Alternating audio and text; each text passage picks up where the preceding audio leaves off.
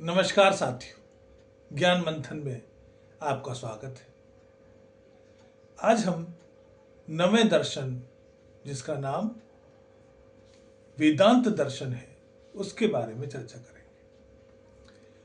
वेदांत शब्द से ही स्पष्ट होता है कि वेदों का अंत, अर्थात उपनिषद।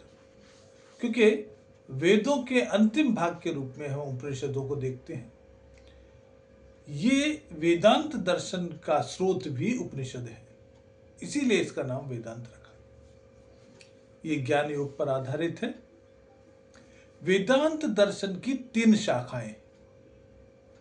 पहली शाखा, जिसको अद्वैत वेदांत के नाम से हम जानते हैं, इसके प्रणेता शंकराचार्य जी हुए। उन्होंने ब्रह्म को निर्गुण और निराकार माना। दूसरी शाखा द्वैत वेदांत, जिसके प्रणेता माधवाचार्य हैं। उन्होंने ईश्वर को साकार और सगुण रूप में माना। तीसरा जो शाखा है वो है विशिष्ट अद्वैत वेदांत, जिसके प्रणेता रामानुजाचार्य।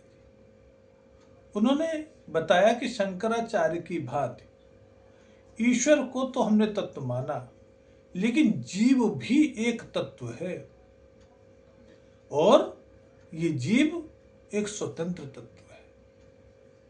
ईश्वर से संबद्ध होते हुए भी यह पूर्ण रूप से आनंद व ज्ञान का स्वरूप है। लेकिन ये जब शरीर और मन के सानिध्य में आता है तो ये दुख भोगता है, और ये दुख भोगने का जो कारण है वो कर्म का सिद्धांत है।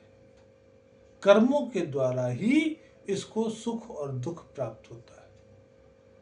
तो इस प्रकार से वेदांत दर्शन 3 शाखाओं में विभक्त है और तीनों में थोड़ी थोड़ी भिन्नता हमें देखने को मिलती है। तो आज के अंक में इतना ही। आपसे अनुरोध है, आप इस चैनल को देखिएगा, लाइक करिएगा, शेयर करिएगा, लेकिन सब्सक्राइब जरूर करिएगा। नमस्कार।